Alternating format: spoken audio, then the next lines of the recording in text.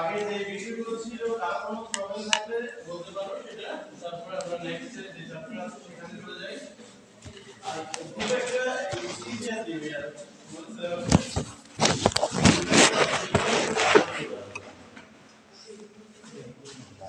তার যদি কোনো সমস্যা না থাকে তাহলে আমরা পরের চ্যাপ্টার যেখানে আছে সেখানে চলে যাই।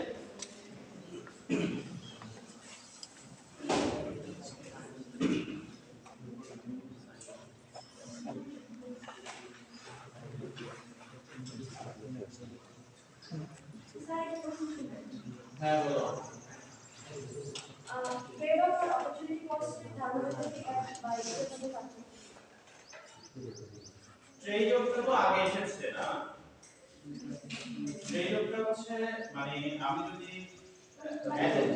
আমাদের চয়েস করার ব্যাপারটা বুঝতে হয়, এটা নিয়ে ভাবতে এটা এক এক সময় এটা বেসিক ডেফিনিশন হচ্ছে যেটা হচ্ছে ট্রেড অফ মানে হচ্ছে যেটা কন্ট্রাস্ট করে যে এট এ টাইম যেটা আমরা দুইটা কাজ একসাথে করতে পারি না বা দুইটা ডিসিশন দুইটা একসাথে এক্সিকিউট করা প্রবলেম সেটাকে আমরা ট্রেড অফ বলি।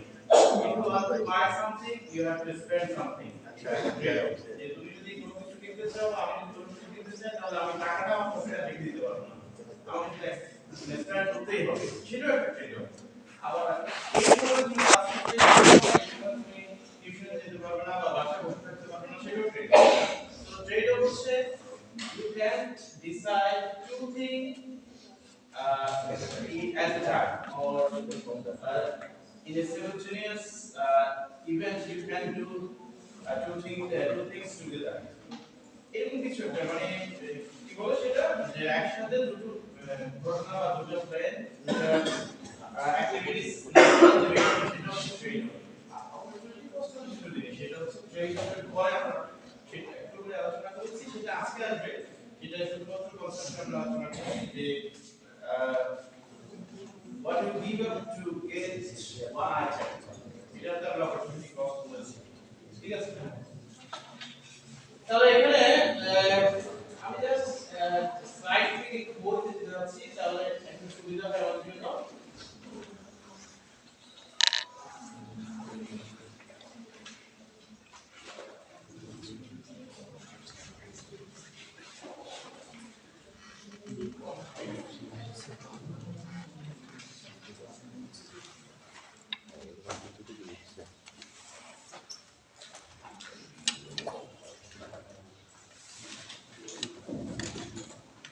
প্রথমে আমরা চ্যাপ্টার 1 থেকে শুরু করেছি রেফারেন্স বইয়ে যে প্রিন্সিপাল অফ ইকোনমিক্স। তো সেটা আমরা 10টা প্রিন্সিপাল আমরা আগে ক্লাসগুলোতে আলোচনা করেছি। আমি জাস্ট এখানে তোমাদের সুবিধার জন্য বিষয়গুলো দেখাচ্ছি টেক্সট বইতে, তাহলে তোমরা একটু বুঝে পেলে সুবিধা হয়। তো যেমন এখানে ছোট ছোট যে কনসেপ্টগুলো আছে যেগুলো আমরা প্রথম দিকে বলেছি ফুটনোট, শুধুমাত্র এই বিষয়গুলো জানলে তুমি কন্টেন্ট বা মূল কনসেপ্টটা আমরা সহজে বুঝতে পারবো।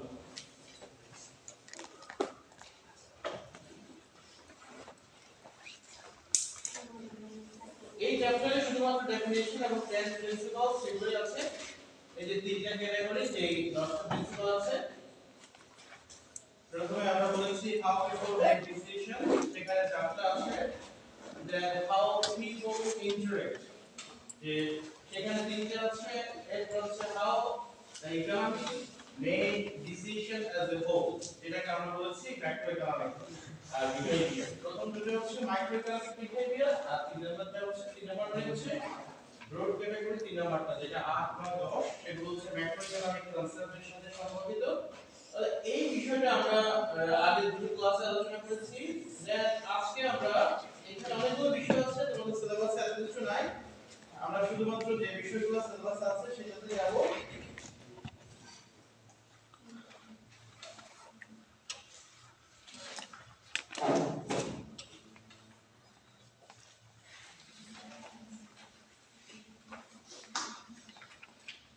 ডিএসটা কেউ দিয়েছে এটা সিলেবাসটা? জি স্যার। হ্যাঁ।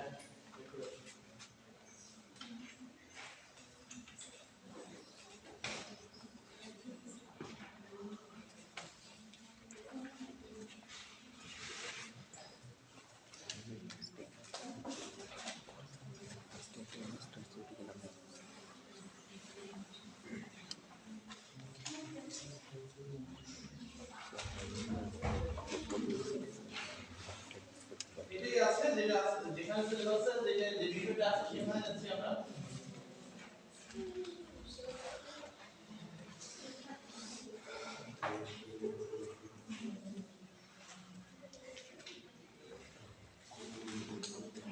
এই যে এটা আমাদের লাগবে, জাস্ট বেসিক কনসেপ্টটা লাগবে যে এই বইয়ে যেটা আছে দেখতে পাচ্ছি আমরা ফার্স্ট মডেল। যে মডেল হচ্ছে relationship between some variables in a specific way which we could call scientific way. তো সেজন্য এই চ্যাপ্টারের সাথে এই বিষয়গুলো দেখবে যে মডেল হচ্ছে এমন একটা কিছু যেখানে কতগুলো ভ্যারিয়েবল ইন্টারেকশনস থাকে যেটাকে সায়েন্টিফিক ওয়েতে ব্যাখ্যা করার চেষ্টা করা হয়। তো এখানে ফার্স্ট যে মডেলটা আমরা দেখতে পাচ্ছি ফার্স্ট মডেল সেটা হচ্ছে সার্কুলার ফ্লো ডায়াগ্রাম। এখানে একটা ডায়াগ্রাম আছে যেখানে মানে সার্কুলার ওয়েতে সেটাকে অ্যানালাইসিস করা হয়েছে বা ডিসক্রাইব করা হয়েছে। ওই মডেলটা আমরা দেখব।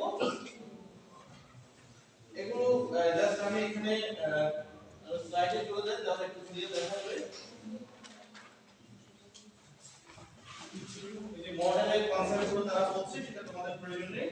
এই মডেল কি যে collection of data, then analyse data, then interpretation of result, এগুলো যে সায়েন্টিফিক মেথড যেটা আমরা প্রথমে মডেলের কথা বলেছি। তো এটা হচ্ছে আমাদের ফার্স্ট যে মডেল এই ইকোনমিক্সের যে অ্যানালাইসিসের জন্য প্রথম যে মডেলটা সেটা সেখানে কি বিশ্লেষণ করা হয় যে the visual activities of the economy described in that model যে economic activities to as a whole যেভাবে আমরা দেখি বা ইকোনমিতে পরিচালিত হয় সেগুলো এই মডেল দ্বারা একটা সার্কুলার প্রসেসে কিভাবে ঘটে সেটা আমরা দেখাই। তো সেখানে আমরা দেখতে পাচ্ছি show how dollar flow through market মানে মার্কেটের মাধ্যমে কিভাবে ডলার ফ্লোটা হয় among producers and consumers অথবা among buyers and sellers অথবা among households and farms। যার মানে হচ্ছে আমার কাছে আমি as a household আমার টাকাটা কিভাবে প্রোডিউসারের কাছে যায় অথবা প্রোডিউসার যেটা প্রোডাকশন করে সেটা আমার কাছে কিভাবে আসে, এই যে একটা ফ্লো সেটা কিভাবে ঘটে ইকোনমিতে একটা প্রসেসের মাধ্যমে সেটা এই মডেলের মাধ্যমে দেখানো হয়। খুব সিম্পল। তো এখানে ডিসিশন মেকার হচ্ছে দুটো গ্রুপ অফ ইন্ডিভিজুয়ালস অথবা টু গ্রুপস অফ পিপলস, একটা হচ্ছে বায়ার্স আর হচ্ছে সেলার্স অথবা সেখানে বলা হয়েছে যে ফার্মস এন্ড হাউসহোল্ড, যারা কিনে হাউসহোল্ড আর যারা হচ্ছে ফার্ম প্রোডিউস করে প্রোডিউসার। আর সেখানে দুটো মার্কেট আছে আমরা দেখতে পাচ্ছি এখানে, একটা হচ্ছে market for goods and services, যার মানে আমরা এটাকে একটা গুডস বলি অথবা ব্যাপার এটাকে আমরা একটা সার্ভিস বলি অথবা ব্যাংকিং সেবা সেটাকে আমরা একটা সার্ভিস বলি। তাহলে এগুলোকে আমরা হচ্ছে market for goods and services. আর যেখানে আমাদের বাই সেল হয় যে তোমরা এখানে শেষ করে পড়ালেখা যেখানে আমরা স্কিল লেবার হিসেবে যেখানে আমাদের ডিমান্ড থাকবে বা সাপ্লাই থাকবে সেটাকে আমরা বলি market for factors of production অথবা যেখানে লেবার ক্যাপিটাল এন্টারপ্রেনার সেখানে যেখানে এগুলো পাইছে না সেটাকে বলা হয় markets for factors of production.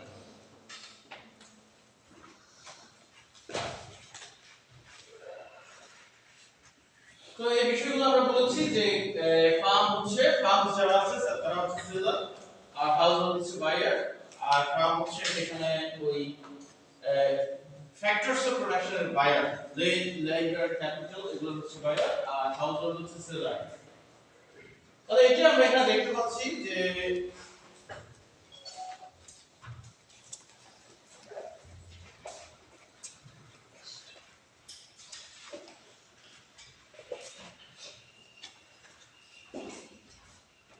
তো এটা আমরা এখানে দেখতে পাচ্ছি এখানে আমি কোনো কিছু ড্র করতে পারবো না সম্ভবত, কারণ আমি কোনো মানে এরিয়া বা মুসের জন্য ডাস্টার জিনিস দেখতে পাচ্ছি না। তাহলে এখানে হচ্ছে আমরা দেখতে পাচ্ছি যদি আমরা ড্র করি যে হাউসহোল্ড, আর আমরা এটা দুই পাশে দিব না, এক পাশে লিখলেই হয়। বইতে এখানে ডান পাশে হাউসহোল্ড আছে, বাম পাশে হচ্ছে ফার্ম আছে যারা প্রডিউস করে। তাহলে হাউসহোল্ডের কাছে কি থাকে ওটা ওখানে দরকার নেই, আমরা নিজেরাই জানি। হাউসহোল্ড লেবার ক্যাপিটাল এগুলো কিন্তু কোনো বিজনেস ফার্মের কাছে থাকে না, এগুলো থাকে ব্যক্তির কাছে। যে যার কাছে ল্যান্ড আছে সে একটা ফ্যামিলির অংশ, লেবার যে সে একটা ফ্যামিলির অংশ, তারপর হচ্ছে ক্যাপিটাল যার কাছে আছে সেও কিন্তু ফ্যামিলির অংশ। আর এটা হচ্ছে একটা ক্যাটাগরি। আরেকটা হচ্ছে হাউসহোল্ড, হচ্ছে যে যেগুলো ফার্ম যেগুলো কি বলে সেল করে বা প্রোডিউস করে প্রোডিউসার, সেগুলো বাই করে। তাহলে এর হচ্ছে দুইটা বৈশিষ্ট্য, একটা হচ্ছে buy and consume goods and services, own and sell factors of production. আর ফার্ম হচ্ছে সেম, যে buy and use factors of production, যেগুলো এদের কাছে থাকে, লেন লেবার ক্যাপিটাল, এগুলো বাই করে এবং ইউজ করে সেটা। দেন হচ্ছে প্রোডিউস, আরেকটা হচ্ছে প্রোডিউস গুডস এন্ড সার্ভিসেস, যেটা এক প্রথমে আছে produce and sell goods and services. তাহলে এখানে এরপর এখানে তোমরা দুইটা ফ্লো দেখতে পাচ্ছ অ্যারো চিহ্ন দিয়ে, একটা হচ্ছে ভিতরে ইনার ফ্লো, আর একটা হচ্ছে আউটার অ্যারো ইন্ডিকেটেড ফ্লো, যেটাকে আমরা একটা গ্রিন লাইন দ্বারা দেখতে পাচ্ছি। ভিতরটা হচ্ছে আসলে রিয়েল ফ্লো বলা হয়। রিয়েল মানে হচ্ছে যেখানে গুডস এন্ড সার্ভিসেস ফ্লো হয়, আর আউটার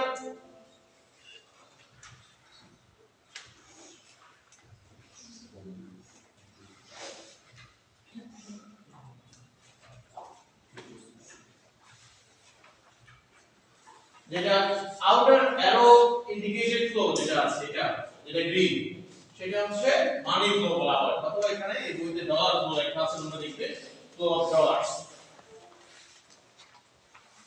তাহলে আমরা এখন যা বলছি এখানে সেটাই জাস্ট এক্সপ্লেইন করা আছে।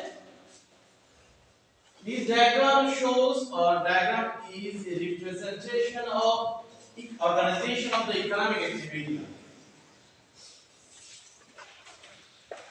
The decisions are made by the household and farms. তারা এরা হচ্ছে ডিসিশন মেকার, দুটো গ্রুপ অফ ইন্ডিভিজুয়ালস। তারপর হচ্ছে সেখানে household and firm interact in the markets for goods and services and market for factors of production, to buy or to trade or to buy and sell factors of production and to buy and sell goods and services. এবং সেখানে তোমার just বলা আছে যে household কি on করে আর farm কি on করে, এখানে এগুলো যা লেখা আছে জাস্ট সেটা এখানে এক্সপ্লেইন করা হয়েছে। সো জাস্ট এই বিষয়টা আমাদের প্রয়োজন, ইকোনমিক অ্যাক্টিভিটি কিভাবে পরিচালিত হয় সেটার জন্য একটা সিম্পলিফাইড সিমেট্রিক একটা ডায়াগ্রাম সেটা এখানে দেখানো হয়েছে। তো খুবই সিম্পল এটা, আশা করি তোমাদের কারো মানে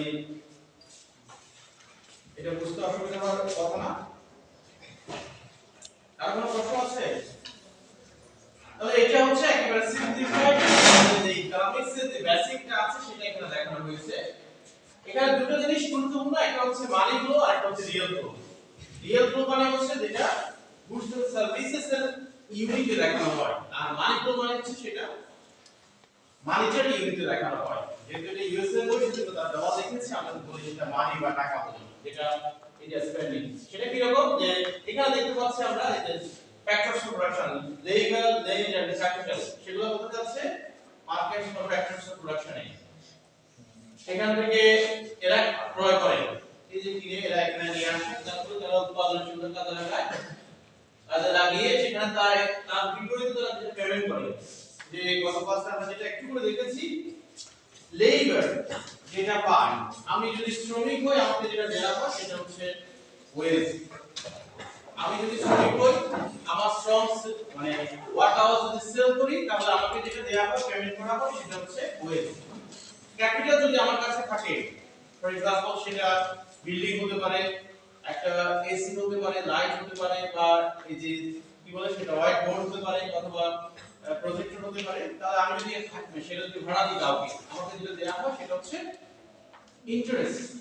অথবা ইন্টারেস্ট আমরা ওই সেন্সে বলি যে আমার কাছে যদি কোনো লিকুইড মানি থাকে, যেটা আমরা টাকা পয়সা বলি, সেটা যদি আমরা ব্যাংকে রাখি আমাকে যেটা দেয় সেটা হচ্ছে ইন্টারেস্ট। সেজন্য আমরা এটাকে ক্যাপিটালে যে ইনকাম সেটাকে বলি ইন্টারেস্ট। আর লেন্ড, আমার কাছে যদি লেন্ড থাকে, কোনো জমি থাকে, আমি যদি রেন্ট দিয়ে থাকি, তাহলে আমাকে যেটা দেয়া হবে রেন্ট, এটাকে আমরা বলি খাজনা। তো আর প্রফিট হচ্ছে যদি এন্টারপ্রেনার যারা আছে, আমি যদি কোনো উদ্যোক্তা হই, আমি যদি কোনো ব্যবসা প্রতিষ্ঠানে কোনো কিছু প্রোডিউস করি, তাহলে আমাকে আমার যেটা আছে সেটাকে আমরা বলি প্রফিট। তাহলে এই হচ্ছে এখানে এই যে এগুলো যখন সেল করা হচ্ছে এই এগেইনস্টে ওই যে প্রফিট অথবা আরো একটা কাজ দিয়েছি সেটা হচ্ছে আমরা একটু যেটা বলছি যে ইন্টারেস্ট, এগুলো ফ্যাক্টরস অফ প্রোডাকশন মার্কেটের মাধ্যমে অ্যাজ এ ইনকাম হিসেবে আউটপুট কাছে চলে আসে। আবার এদিকে গুডস এন্ড সার্ভিসেস এগুলো রিয়েল গুলো সব সেল হচ্ছে না, এরা সব নিয়ে আসছে কনজিউম এবং ইউজ করার জন্য। এরপরে তার এগেইনস্টে যেটা খরচ করতেছে সেটা হচ্ছে মানি ফ্লো, স্পেন্ডিং ফার্মের কাছে যাচ্ছে সেটা কি হিসেবে, তাদের আয় হিসেবে, প্রফিট না। তোমার কাছে যদি 100টা, আমি ফর एग्जांपल 100 কেজি যদি আমার কাছে যদি আলু থাকে, তাহলে আমি যদি প্রতি কেজি যদি 10 টাকা করে বিক্রি করি, যে 1000 টাকা যেটা আসে সেটা কিন্তু আমার প্রফিট না, এটা হচ্ছে রেভিনিউ, আয়। সো রেভিনিউ এবং প্রফিট দুটো কিন্তু ভিন্ন জিনিস। প্রফিট হচ্ছে রেভিনিউ থেকে এক্সপেন্ডিচারটা মাইনাস করলে যেটা পাওয়া যায় সেটা হচ্ছে প্রফিট। আর রেভিনিউ হচ্ছে যেটা আমি সেল করে যেটা টোটাল পাই ইনক্লুডিং কস্ট, সেটা হচ্ছে রেভিনিউ। সো এখানে কোনো কস্ট মাইনাস করা হয়নি, সেজন্য এটা হচ্ছে রেভিনিউ। তাহলে জাস্ট এটা একটা বেসিক, একেবারে basic representation of economic activity. Then আমরা সেকেন্ড মডেল যেটা তোমাদের এখানে সবচেয়ে গুরুত্বপূর্ণ, আরেকটা একটু কম মানে একটু কম হাইলাইট করলে চলবে। সো এটা হচ্ছে প্রোডাকশন পসিবিলিটি ফ্রন্টিয়ার। এখানে নাম থেকে দেখো একটু বোঝা যাচ্ছে যে প্রোডাকশন পসিবিলিটিস ফ্রন্টিয়ার বলা হয়, কার বলা হয়, এটাকে সংক্ষেপে পিপিএফ, পিপিসি অনেক নামে ডাকা হয়। প্রোডাকশন পসিবিলিটিস ফ্রন্টিয়ার বা প্রোডাকশন পসিবিলিটিস কার। তাহলে এটা কি প্রোডাকশন পসিবিলিটিস কার? এই যে এখানে নামের মধ্যে আছে উৎপাদন সম্ভাবনা, এটা বাংলা বলা, ইংরেজি না। ফ্রন্টিয়ার হচ্ছে আসলে একটা ফ্রন্টিয়ার আমরা কখন বলি, যে আমরা বলি যে আমার উৎপাদনের বা আমার কাজ করার ফ্রন্টিয়ার হচ্ছে এখানে, মানে আমি সর্বোচ্চ ওখানে যেতে পারবো, সেরকম কিছু একটা বোঝা যাচ্ছে। মানে উৎপাদন যেখানে একেবারে ম্যাক্সিমাম যদি আমি যেতে চাই, সর্বোচ্চ যেখানে যেতে পারবো সেটাই হচ্ছে এটা সীমা বা কাজ, সেই জন্য এটাকে ফ্রন্টিয়ার বলা হয়। তাহলে production possibility frontier is a graph or is a frontier or is a curve that shows combinations of output when factors of production and production technologies are given. Take a simple মানে একটা line, এটা হচ্ছে production possibilities frontier. তাহলে আবার বলছি আমরা উৎপাদন সম্ভাবনা, বাংলায় সম্ভবত সীমান্ত বা কাজ হিসেবে বলা হয়। উৎপাদন সম্ভাবনা রেখা হচ্ছে এমন একটি রেখা যে রেখাতে উৎপাদনের বিভিন্ন কম্বিনেশনস বা সমন্বয় দেখানো হয়। উৎপাদনের সমন্বয় যে এগুলো পাওয়া যায় বা যা যখন একটা ইকোনমিক রিসোর্সেস অথবা ফ্যাক্টরস অফ প্রোডাকশন এবং স্টেট অফ টেকনোলজি মানে উৎপাদন প্রযুক্তি যখন প্রদত্ত থাকে তখন। তাহলে এখানে সেটাই বলা আছে, এটা হচ্ছে একটা গ্রাফ, যখন এই দুটো ইভেন্ট থাকে ফ্যাক্টরস অফ প্রোডাকশন এবং স্টেট অফ টেকনোলজি অথবা প্রোডাকশন টেকনোলজি, তখন আমরা এই কম্বিনেশনস অফ আউটপুট সেটা পাই। সো এখন আমরা সেটা দেখতে যাচ্ছি যে কম্বিনেশনস অফ আউটপুট, আমরা যে ওয়ার্ডটা ব্যবহার করেছি ফ্রেজটা, সেটা হচ্ছে combinations of output. Combinations of output মানে হচ্ছে কম্বিনেশনস, তার মানে হচ্ছে আউটপুটে একের অধিক বোঝাচ্ছে সেখানে। কম্বিনেশনস অফ আউটপুট মানে হচ্ছে একের অধিক আউটপুট বোঝাচ্ছে। তো সেখানে তুমি যেটা কেউ যদি মানে আগে যদি পড়ে আসো, মানে আগে যাদের গ্রামার ছিল সেখানেও ছিল এগুলো, সেখানে দেখবে তুমি এখানে হয়তো কি আছে, ধান আছে, এখানে হয়তো পাট আছে, মানে যেগুলো আমাদের দেশের एग्जांपल সেগুলো হয়তো আছে। ধান আছে, এদিকে হচ্ছে পাট আছে, অথবা কোন জায়গায় দেখবে এখানে ধান আছে, এখানে আছে বলে কম্পিউটার, মানে একটা হচ্ছে নেসেসারি গুডস আর একটা হচ্ছে কিছুটা যারা মানে একটা ধ্বনি শ্রেণী আমরা ব্যবহার করে সেরকম একটা কম্বিনেশন দেখানোর জন্য সেরকম কিছু দেখানো হয়েছে। তাহলে এটা হচ্ছে কোনো ব্যক্তি না, এটা হচ্ছে একটা দেশের প্রোডাকশন পসিবিলিটিস ফ্রন্টিয়ার। কারণ তুমি দেখেছো ডেফিনিশনে factors of production given, stage of technology given, but production technology given. তাহলে এটা এইজন্য এটা হচ্ছে একটা দেশের সম্ভাবনাকে দেখায় এই যে পসিবিলিটি ফ্রন্টিয়ারটা। তাহলে এটা হচ্ছে আমরা যেটা বলেছি এটা হচ্ছে ফ্রন্টিয়ারটা, এটা হচ্ছে ম্যাক্সিমাম, তুমি না একটা দেশ ম্যাক্সিমাম প্রোডিউস করতে পারবে। তাহলে আমরা আলোচনার সুবিধার জন্য ধরে নিচ্ছি যে এদিকে দেখানো হচ্ছে কার্স, এদিকে দেখাচ্ছে কম্পিউটারস প্রোডাকশন যেটা করা হচ্ছে সেটা, আর এটা হচ্ছে সেই ফ্রন্টিয়ারটা। তোমরা এই ডায়াগ্রামের সাথে যেটা স্কুলে যারা পড়েছো তারা পরিচিত আছো, মানে এই ডায়াগ্রাম কিভাবে আঁকতে হয় আর কি।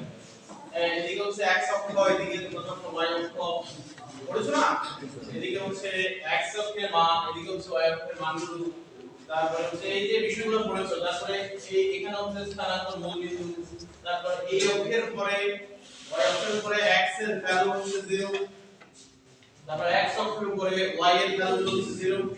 এগুলো তোমরা স্কুল থাকতে আমরা স্কুলে ক্লাস 5 6 থেকে পড়ে এসেছি। তাহলে এই অক্ষের উপরে এখানে x y আমাদের দরকার নেই। আমি এটা কেন বলছি, তোমরা যখন পরীক্ষার খাতায় লিখো তখন বেশিরভাগ লিখো x y লিখো। x y লেখার কোনো প্রয়োজন নেই, x হচ্ছে একটা ভ্যারিয়েবল, y হচ্ছে আরেকটা ভ্যারিয়েবল। তুমি x আর এখানে কেন লিখছো না, কারণ তুমি এখানে ভ্যারিয়েবল চেঞ্জ করেছো। এখানে ভ্যারিয়েবল নিয়ে এসেছো কোয়ান্টিটি অফ টাস্ক প্রডিউসড, আর এখানে ভ্যারিয়েবল নিয়ে এসেছো কোয়ান্টিটি অফ কম্পিউটার প্রডিউসড। অথবা তুমি সিম্পল করে বলতে পারো production of cars, production of computer, সেটা বলতে পারো। ইভেন তুমি কার্স এবং কম্পিউটারস লিখতে অসুবিধা নেই, তারপর তোমার কোনো মার্কস কাটা হয় না, জাস্ট অ্যারো চিহ্ন দিয়ে বা এভাবে লিখবে। তো এরপরে হচ্ছে এখানে আমরা যেটা বলতে চাচ্ছি যে এখানে হচ্ছে কার্স এবং কম্পিউটার দুটো প্রোডাকশন জিরো যেহেতু অরিজিন। এরপরে এদিকে যখন আসতে থাকবে আমরা ওই যে x y থেকে জানি যে কার্স এর উৎপাদন বাড়তে থাকবে, এদিকে আসতে থাকবে কম্পিউটারের উৎপাদন বাড়তে থাকবে। তাহলে এটা হচ্ছে সেই লাইনটা যেটা আমরা ডেফিনিশনে পড়েছি। তাহলে এটাকে আমরা রিডিফাইন করতে পারি এই ডায়াগ্রামে, যে ডেফিনিশনটা আমরা পড়েছি যে production possibility, this production possibility frontier shows various combinations of cars and computers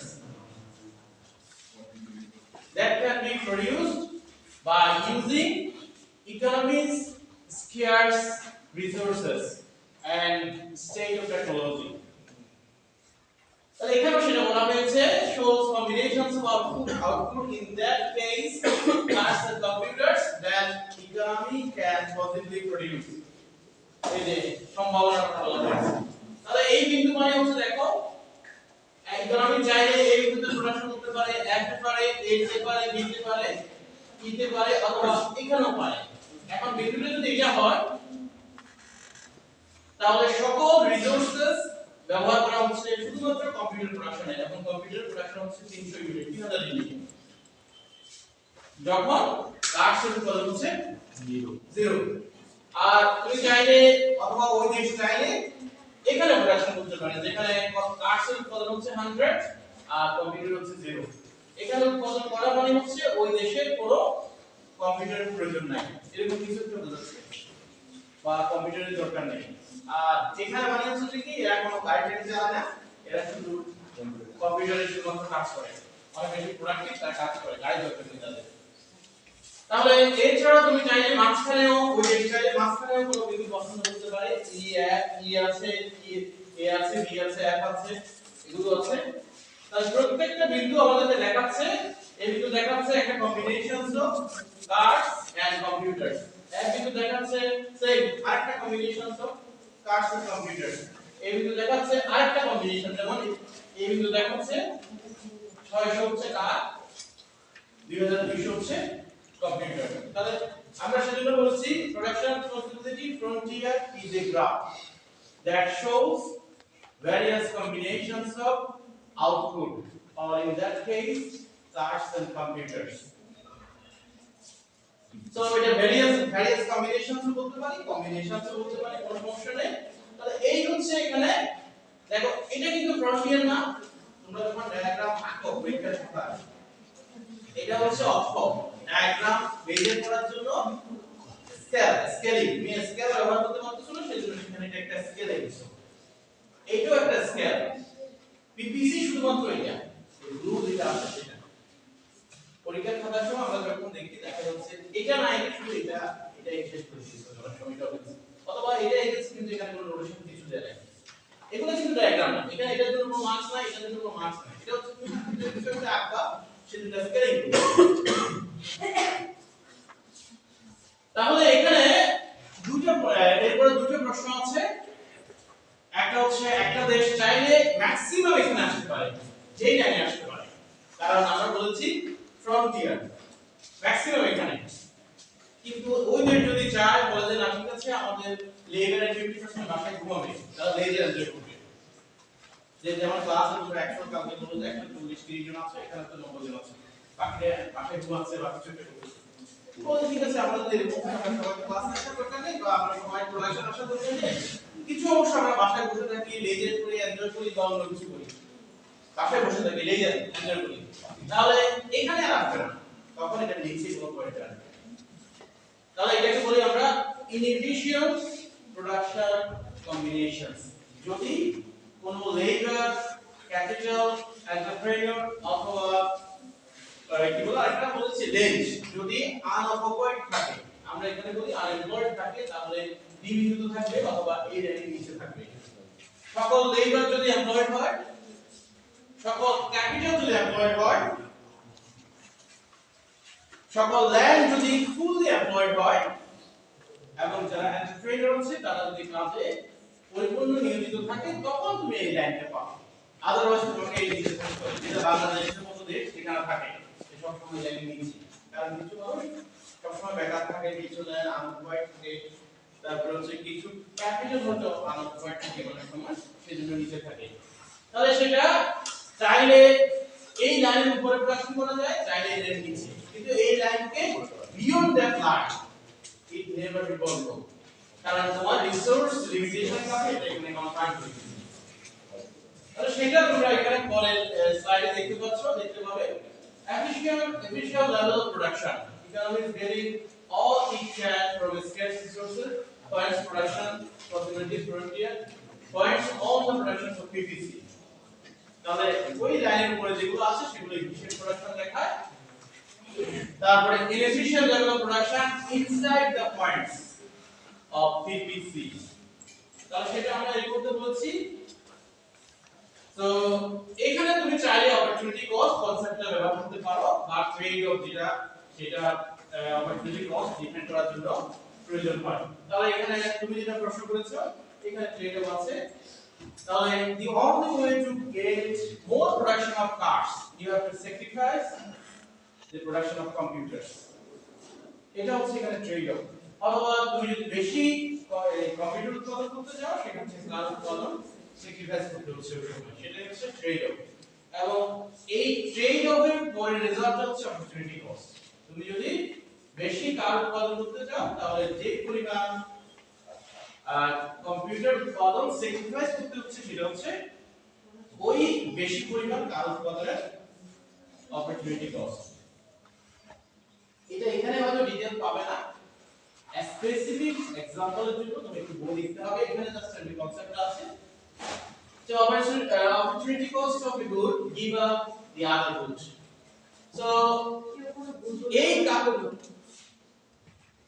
এই কাজটা আমরা দেখতে পাচ্ছি, এটাকে বলি আমরা এরকম যদি হয় এটাকে বলি আমরা কনকেভ অথবা bowed to the origin, concave to the origin, অরিজিনের দিকে বাঁকা, বোর্ড টু দ্য অরিজিন অথবা কনকেভ বলা হয়, কনকেভ টু দ্য অরিজিন। তাহলে এই রেখাটা তো এরকম হতে পারতো, অনেকে পরীক্ষার খাতায় এরকম লাইনে এরকম হতে পারে। আবার আরেকটা হচ্ছে এখানে আছে, এখানে আমরা দেখতে পাচ্ছি এরকম। এই দুইটার মানেটা কি তুমি বলতে পারবে? এমনিতে আমরা এই দুইটার মানে কি বুঝি? এই দুইটা কারণে যে এরকম হয় এর মানে কি? উপরটা নিচেরটা এর মানেটা কি?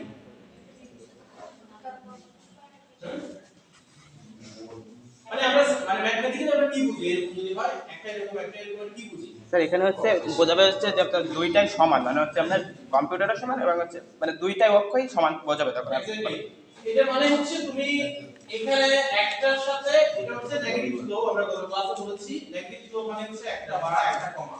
তার মানে এটা মানে হচ্ছে যে আমরা ম্যাথমেটিক্যালি বুঝি যে এটা যে হারে বাড়াচ্ছি এটা একই হারে কমে যাচ্ছে।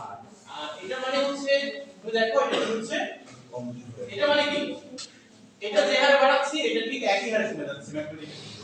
আর এটা মানে কি এটা মানে হচ্ছে দেখো তুমি আস্তে আস্তে দেখো কি হবে এটা আমার ড্রয়িং স্কেলিংটা ঠিক হচ্ছে না, সেজন্য হয়তো ক্লিয়ার হবে না। মানে এটা যে হারে বাড়াচ্ছি এখানে এটা যে হারে বাড়াচ্ছি এটা যাচ্ছে কম হারে কমছে। আর এদিকে আমি আবার বলছি তুমি এটা স্কেলিংটা ঠিক হচ্ছে না, সেজন্য হয়তো এটা ক্লিয়ার হবে না।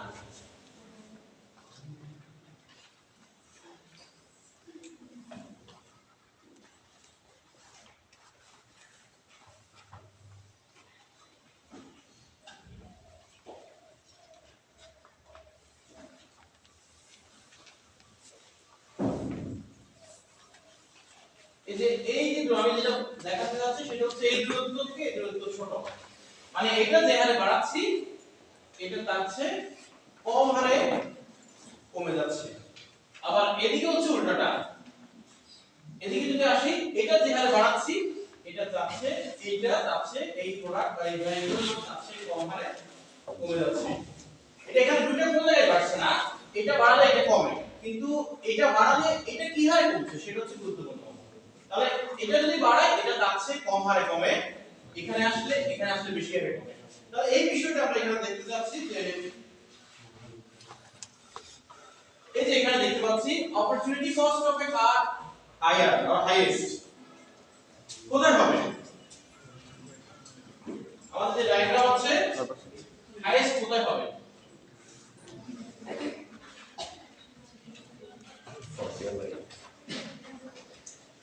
এখানে হাইয়েস্ট কোথায় হবে? এখানে নাকি এখানে? ইতে নাকি এফে? মানে কার এই যে কার উৎপাদনের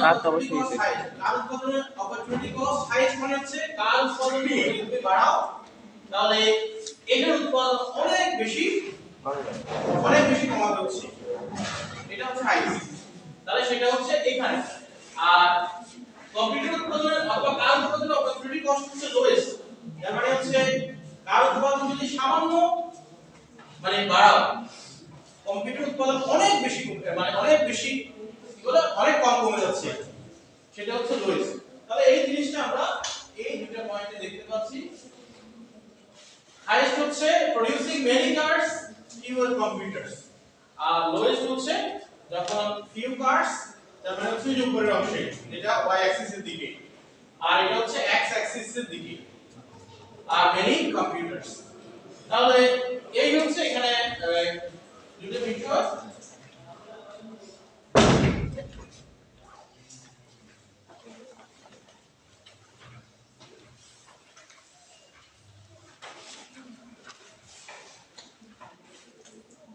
তাহলে আমরা দেখতে পাচ্ছি এখানে হচ্ছে কার অপরচুনিটি কস্ট হচ্ছে, এখানে কার উৎপাদনের অপরচুনিটি কস্ট হচ্ছে অনেক বেশি আর এখানে হচ্ছে অনেক কম। কেন? কারণ হচ্ছে এখানে তুমি কার উৎপাদন যদি সামান্য বাড়াও এখান থেকে যদি এখানে আনো তাহলে এটার উৎপাদন অনেক বেশি স্যাক্রিফাইস নিতে হচ্ছে, এটা যে খারাপ, আর এখানে হচ্ছে ভালো। তাহলে কার উৎপাদন যদি একটু বাড়াতে চাও এটা উৎপাদন সামান্য ছাড়তে হচ্ছে কম্পিউটার উৎপাদন, সেজন্য এটা হচ্ছে লোয়েস্ট। তাহলে এই জিনিসটা কেন হচ্ছে সেটা কি বলতে পারবে? যে প্রোডাকশন প্রফিটেবিলিটি ফ্রন্টিয়ারে যেটা স্লোপ সেটা হচ্ছে কনকেভ অথবা bowed to the origin, concave অথবা বোথ টু দা অরিজিন। এটা কেন হচ্ছে? লিমিটেড সম্পদের জন্য। এটা বলতে পারবে? স্যার লিমিটেড সম্পদের জন্য না, একটা স্পেসিফিক করা, সেটা হচ্ছে কার উৎপাদনে যাদের প্রয়োজন হবে তারা হচ্ছে সাধারণত অটো ওয়ার্কার্স বা মেকানিক্যাল ইঞ্জিনিয়ার, আর কম্পিউটার উৎপাদনে যাদের প্রয়োজন হয় তারা হচ্ছে সফটওয়্যার ইঞ্জিনিয়ার টাইপের কিছু একটা, যারা আইটি তে অনেক বেশি এক্সপার্ট এই জাতীয়।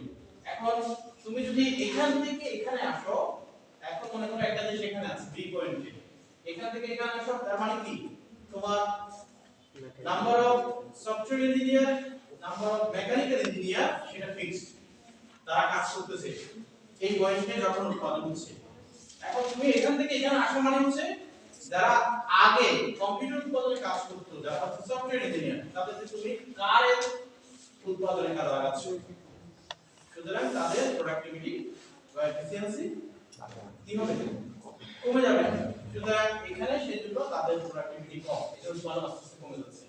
কারণ তুমি যারা ফর এক্সাম্পল যারা তুমি অটো বানায়, মিস্ত্রি যারা আছে তাদেরকে বলছো যে যারা কম্পিউটারে কাজ করে তাদেরকে অফিসে বসে তাদেরকে বলছো তুমি কাজ বানাও।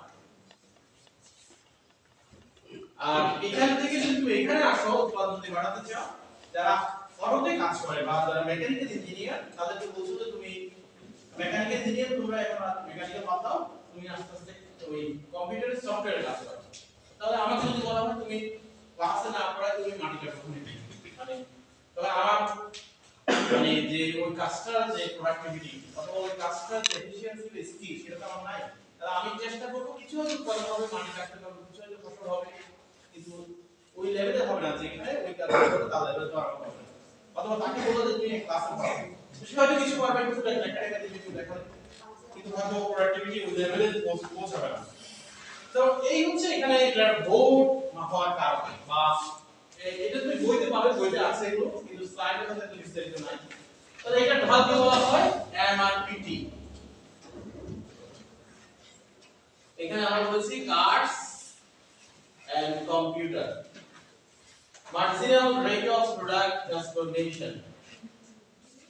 এই পিপিসি যে ঢাল বা পিপিপি যে ঢাল সেটাকে বলা হয় এমআরপিটি, marginal rate of product transformation between parts and computers।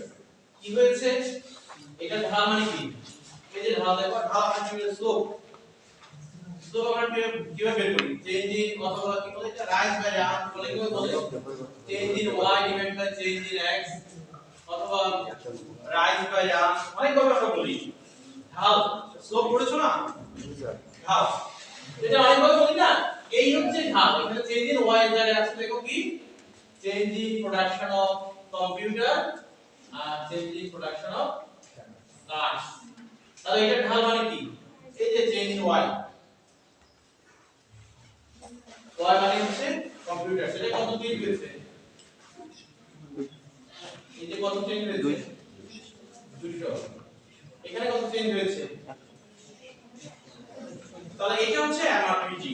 এর মানে কি, যে প্রতি 100 ইউনিট তুমি যদি এ থেকে বি তে আসতে চাও, মানে এখন এই মনে করো একটা যে সেতে আছে এখন বি তে আসতে যাচ্ছে, এর মানে কি প্রতি 100 ইউনিট তার বেশি উৎপাদন করার জন্য তোমাকে 200 ইউনিট কম্পিউটার উৎপাদন স্যাক্রিফাইস করতে হচ্ছে।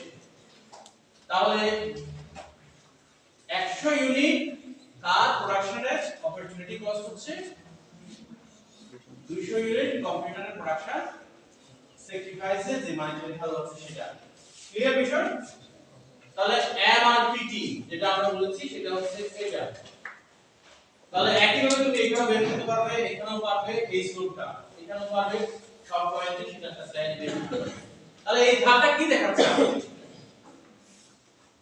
ধাপ দেখাচ্ছে the rate at which car production is substituted by computer production, অথবা যেটাকে আমরা বলছি marginal rate of product transformation, যেখানে আউটপুট বা প্রোডাকশন ট্রান্সফর্ম হচ্ছে। তার মানে কি, মানে কম্পিউটারের পরিবর্তে কার উৎপাদন বাড়তেছে বা অথবা কারের পরিবর্তে কম্পিউটারের উৎপাদন বাড়তেছে, সেটাকে বলছি আমরা marginal rate of product transformation।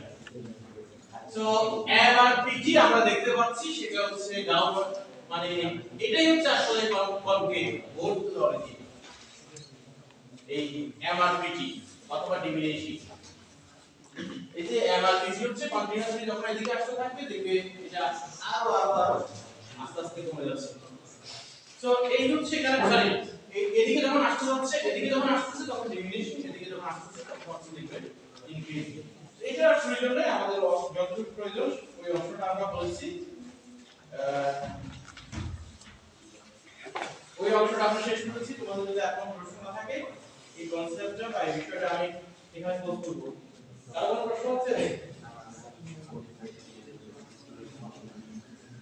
যদি প্রশ্ন না থাকে তাহলে লাস্টে যে বিষয় আছে সেটা হচ্ছে এই রেখার এখন তুমি আমাকে প্রশ্ন করতে পারো যে আমাদের দেশে যে অবস্থা সেখানে কি আমরা সবসময় এখানে থাকবো? যে আমাদের দেশের সরকার আসছে, নতুন নতুন স্বপ্ন দেখাচ্ছে, অনেক অনেক কিছু হচ্ছে, ইত্যাদি ইত্যাদি। তাহলে আমরা কি সবসময় এখানে রেখে ফিক্স? এতক্ষণ আমরা বলেছি state of technology fix, resources fix, মানে ফ্যাক্টরস অফ প্রোডাকশন, তাহলে এইটাও ফিক্স, এটা আর পারবে না। তুমি এখানে থাকতে পারো, এখানে আসতে পারো, কিন্তু এটা আর পারবে না।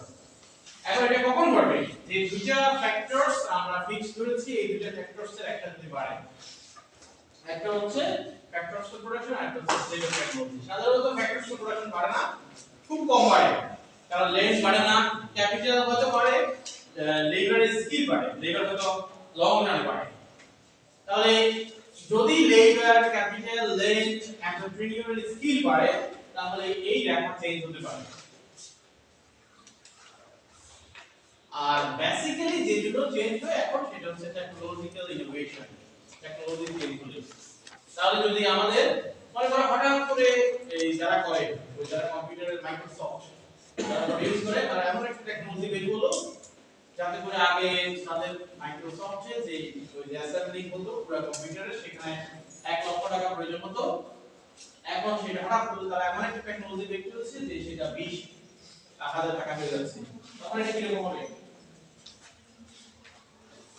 এটা আউটওয়ার্ড শিফটিং হবে এরকম।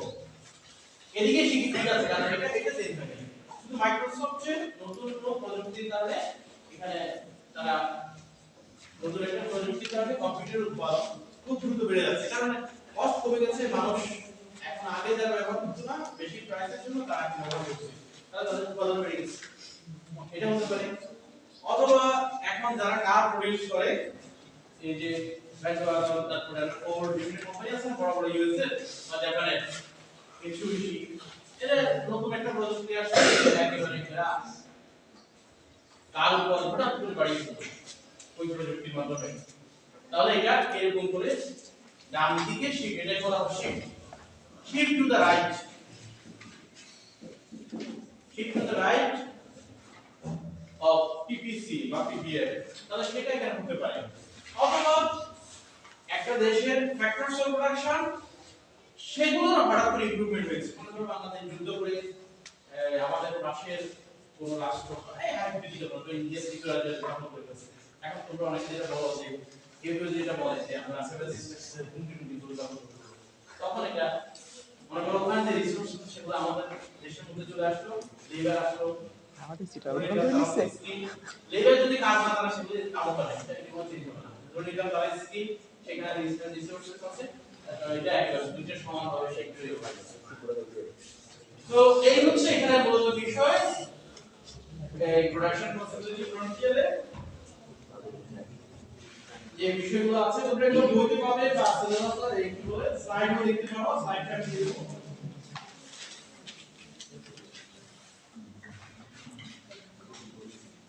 স্যার কারো প্রশ্ন আছে? কোন জায়গায় কি কোন জায়গায় না এটা হচ্ছে তো দেখো দেখলে বুঝতে পারবে, এটা সব সিম্পল, সবচেয়ে দেখো না কিভাবে দাও এটা কোনো দরকার নেই। তোমাকে কেউ বলে না যে তুমি 100% অ্যাকুরেট করো, তুমি পরীক্ষার খাতায় যখন ডায়াগ্রাম আঁকবে এটা তো সবকিছু আঁকতে পারবে, এটা তুমি আঁকতে পারবে। ও এটাও পারবে, আমাদের স্কুলে মনে আছে একটা চাঁদা না কিনে আসলে একটু বাঁকা, এটা আঁকতে হলে ওই জিনিসটা লাগবে, যেটা বাঁকা চাঁদা বা কিছু আমরা স্কুলে থাকবে ওটার উপর কাটে তুমি এমনি ফ্রি হ্যান্ড প্র্যাকটিস করবে, ঠিক আছে? ফ্রি হ্যান্ডে এটা যদি এই দেখো ফ্রি হ্যান্ডে গেছে, এটা কিন্তু বরাবর বাড়ি।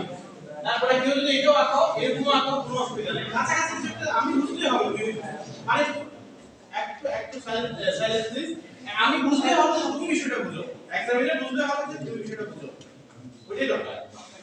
এখানে অ্যাকুরেসি কোনো প্রয়োজন নেই, তুমি এখানে এটা এখানে ফর एग्जांपल 100 লিখবে, এখানে 10 লিখবে, এটা কোনো সমস্যা না আমার কাছে। অথবা এখানে লিখেছো তো, মানে কেউ এখানে 50 দিয়ে দিছো, তারপর এখানে তো এই জায়গায় দিছো 50। দেখো এটা যদি 100 হয় এখানে 50 এর কথা না, এখানে 50 থেকে বেশি হওয়ার কথা না। দেখো বুঝতে পারছো? কিন্তু কেউ যদি 50 লেখো তাহলে মার্কস কাটবে না এটা। কিন্তু এখানে যদি কেউ লেখো 10 তখন হয়তো না বুঝে বুঝে না। এখানে 50 লিখলেও কাটবে না, 60 লিখলেও কাটবে না, 70 লিখলেও কাটবে না, কাছাকাছি কিছু থাকলে হবে। তো তুমি পরীক্ষার খাতায় এত কিছু লিখতে পারবে না, তোমাকে বিষয়টা বিস্তারিত করে বলা যাতে প্রশ্ন যদি কোনটা আসে তুমি এটা অ্যানসার করতে পারো। এখন তুমি আমাকে প্রশ্ন করবে পরীক্ষার প্রশ্ন কি করতে পারে, প্রশ্ন এখন এখান থেকে 20টা হতে পারে, আর আমি তোমাদের সব আলোচনা করেছি যাতে করে তুমি যে কোনো প্রশ্ন আসলে সেটা তুমি অ্যানসার করতে পারো। আমার মানে বিভিন্ন ডাইমেনশনে যাওয়ার অর্থ হচ্ছে কারণ হচ্ছে তুমি যে কোনো প্রশ্ন আসলে আমি তো প্রশ্ন কি করব সেটা আমার মাথায় নেই, তখন মাথায় এটা আমি লিখতে, কিন্তু প্রশ্ন বিভিন্ন রকম হতে পারে যাতে তুমি অ্যানসার করতে পারো সেজন্য আমি অনেকগুলো ডাইমেনশন বলছি। তো এই হচ্ছে এখানে মূল কনসেপ্টটা। এরপরে তোমাদের যে বিষয়টা আছে আমি ছোট করে সেটা এই আলোচনা করে শেষ করে দিচ্ছি।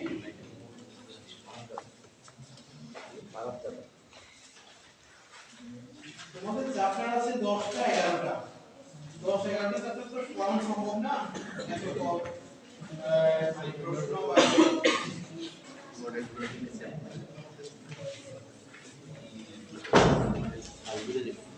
এটা মুছে কি হবে কিছু দিচ্ছি আমি দেখা যাচ্ছে কিছু না কেমন আছে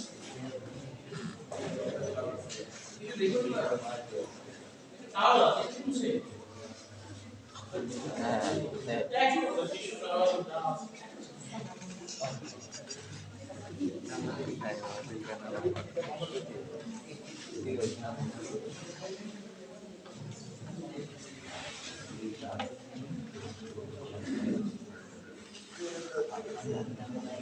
কিন্তু লাস্ট ক্লাসে ছিল ইকোনমিক্স স্যার যে একটা কথা বলছিল না যে কোনো দেশের মুদ্রার মান কেমন হবে সেটা নির্ভর করে যে ওই দেশের সেন্ট্রাল ব্যাংকে যে রিজার্ভ আছে ওর বিপরীতে কতটা মুদ্রা হবে, তাই না? তো এখন প্রশ্ন হলো যে কোনো দেশে যখন ধরো যে আমাদের বাংলাদেশ সেন্ট্রাল ব্যাংক 71 সালে যাত্রা শুরু করছিল, তারপর এখন আমাদের দেশে যে একবার রিজার্ভটা ছিল এই রিজার্ভটা কোথা থেকে আসলে হবে, এটা না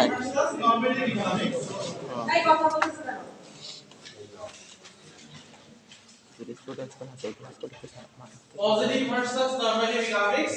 তো এগুলো তো খুব সিম্পল বিষয়, মানে পজিটিভ আর নরমাটিভ আমরা যে নামগুলো আছে সেখান থেকে কিছুটা অনুমান করতে পারি যে পজিটিভ কোনটা নরমাটিভ কোনটা। পজিটিভ মানে হচ্ছে something which is described as it is, মানে ইকোনমিক্সে যে আলোচনা বিষয়গুলো আছে সেগুলোকে যখন সেটা যেভাবে আছে সেভাবে ডেসক্রাইব করা হয় সেটাকে বলা হয় পজিটিভ। যার মানে মনে করো এখন দেশের যে অবস্থা আমি যদি বর্ণনা করতে বলো তাহলে ওভারঅল দেশের ম্যাক্রো ইকোনমি নিয়ে একটা লাইন তুমি বলো। আমি বললাম যে দেশের ম্যাক্রো ইকোনমিক অবস্থা যদি আমরা বলতে হয় তাহলে ইনফ্লেশন খুব হাই 11% এর কাছে, গ্রোথ রেট সবাই প্রেডিক্ট করতেছে কমে যাবে, তারপরে হচ্ছে আনএমপ্লয়মেন্ট রেট অনেক বেশি এবং সেটা আরো বাড়বে। তাহলে তুমি যে তিনটা ভ্যারিয়েবল প্রধান ম্যাক্রো ইকোনমিকে আলোচনা করার জন্য আমরা বলেছি এই তিনটা আমি বলেছি তিনটার মান বা ট্রেন্ড। এখন এর মধ্যে যারা শুনেছো কেউ বলবে যে তাহলে তো সরকারের তুমি সরাসরি নেগেটিভ বলবে, এটা বলতে পারো, কিন্তু এটা হচ্ছে ফ্যাক্ট।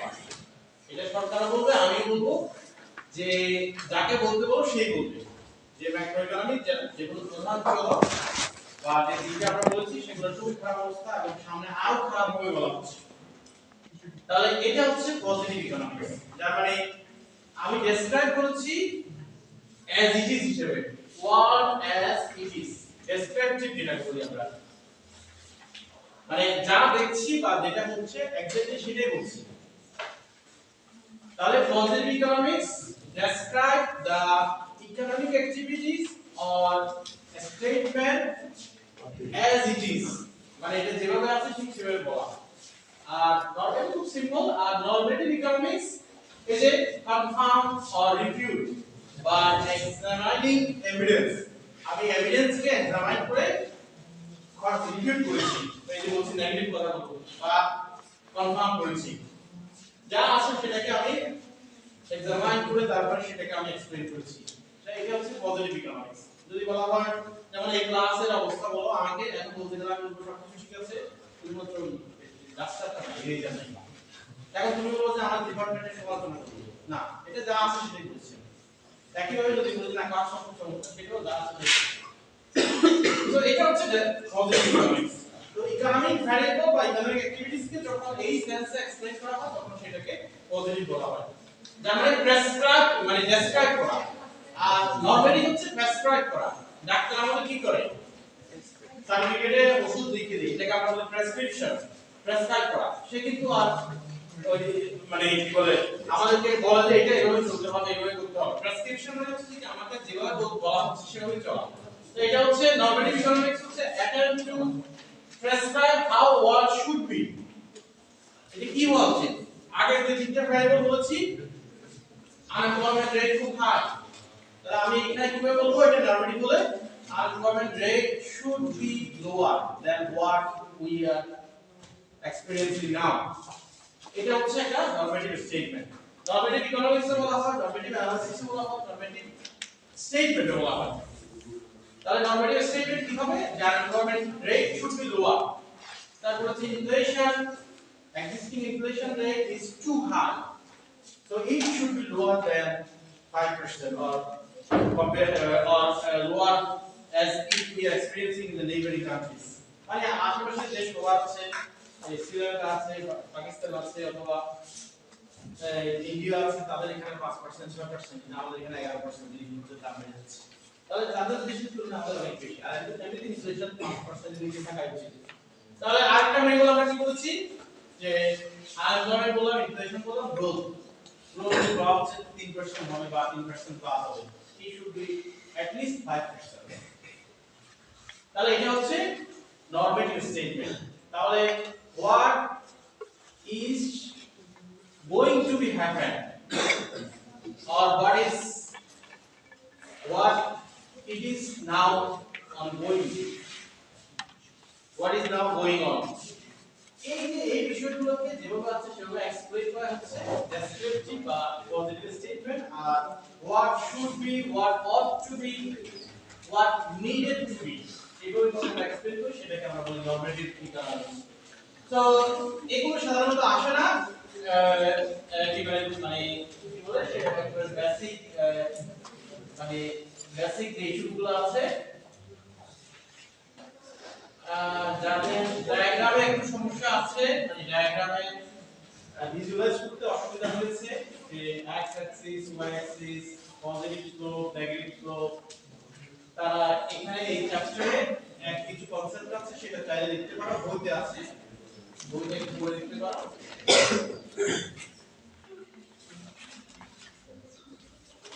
এই যে গ্রাফিং এ ভিউ রিভিউ, তারা রিভিউ করেছে এই বিষয়টা গ্রাফস অফ সিঙ্গেল ভ্যারিয়েবল।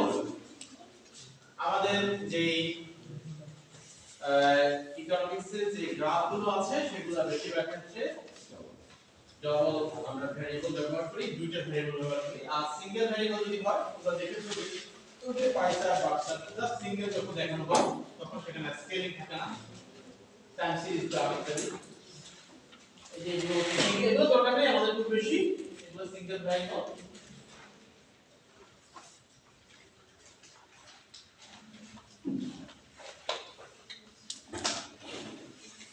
এগুলো একটু অনেক আগের ডেটা, বই যখন পাবলিশ হয়েছে এরও কিছুদিন আগে, এটা যদিও 10 সালে পাবলিশ হয়েছে কিন্তু ডেটাগুলো এরও আগে। তো তখন এখানে একটা রিয়েল কম্পারিজন দেখাচ্ছে যে বিভিন্ন দেশের ইনকামের, যে 2006 সালে বাংলাদেশে কত ছিল অথবা অন্য দেশগুলো কত ছিল, এগুলো দরকার নেই আমাদের, জাস্ট এখানে দেখতে পাচ্ছি এগুলো এক্সপ্লেইন করছি। এটা আমাদের দরকার যেটা কোঅর্ডিনেটিং সিস্টেমের মাধ্যমে কিভাবে গ্রাফ এক্সপ্লেইন করা যায়। যাদের একটু সমস্যা আছে তারা দেখতে পারো, বিশেষ করে যারা আর্টস এ পড়ে এসেছো বা বিজনেস স্টাডিজ থেকে যারা এসেছো, যদি মনে না থাকে মনে থাকতে দরকার নেই। তো এখানে দেখা যাচ্ছে x কোঅর্ডিনেট হরিজন্টাল লোকেশন আর y কোঅর্ডিনেট ভার্টিক্যাল লোকেশন আমরা দেখাচ্ছিলাম যে এখানে স্টাডি আওয়ার আর এখানে হচ্ছে গ্রেড পয়েন্ট এভারেজ, যারা পুরো প্রকৃত ডেটা যারা ইউএসএ যারা বেশি টাইম স্টাডি করে তাদের গ্রেড পয়েন্ট কেমন, যারা কম টাইম স্টাডি করে তাদের গ্রেড পয়েন্ট কেমন। তুমি দেখো এই ডায়াগ্রামও কিন্তু এটা হওয়ার কথা আমাদের মনে হচ্ছে কারো এরকম সোজা, যেমন হচ্ছে এটা যেখানে পারে এটাও একইখানে পারে, কিন্তু এটা কিন্তু এরকম না। দেখো এই যে ডটগুলো দেখো একটু এরকম সেম এরকম, যার মানে তুমি যদি কেউ যদি 1 ঘন্টা পড়ে তার যদি জিপিএ 2 হয়, কেউ যদি 2 ঘন্টা পড়ে তার জিপিএ কিন্তু কম, তার জিপিএ হচ্ছে 2 থেকে একটু বেশি, বুঝলে এরকম আছে আমরা আগে যেটা দেখেছি। তাহলে এইগুলো আমরা দেখতে পাচ্ছি এখানে আছে দুটো ভ্যারিয়েবল দেখানো হচ্ছে। এখানে আমাদের দরকার হচ্ছে এটা, এখানে জাস্ট কত ভ্যারিয়েবল দেখানো হয়েছে এটা এক্সপ্লেইন করা হয়েছে। এখানে দেখো আছে দেখো এটা হলো কিসের number of novels, price of novels, income.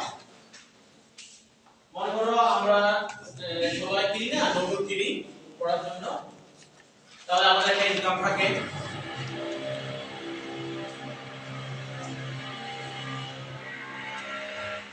তারপর হচ্ছে নোবেল কেনার জন্য প্রাইসের প্রয়োজন, মানে প্রাইস নোবেলগুলোর প্রাইস আমাদের কাছে গিভেন থাকে, তারপর সেখানে আমরা ডিসাইড করি। তাহলে সেখানে এটা আমরা দেখাতে চাচ্ছি। আবার একইভাবে ডিমান্ড, যেমন আমরা এই মার্কার কিনি, কলম কিনি, বই কিনি বা কার্ড কিনি, যেটা কিনি সেখানে ওই আইটেমের প্রাইস দেওয়া থাকে, আমার ইনকাম লাগে। প্রাথমিকভাবে কোনো জিনিস কিনতে যেটা লাগে সেটা হচ্ছে ওই জিনিসের প্রাইস, ওই জিনিসের অ্যাভেলেবিলিটি আর হচ্ছে ইনকাম। এই তিনটে জিনিস এসেনশিয়াল, এই তিনটে জিনিস এখানে ব্যবহার করা হয়েছে।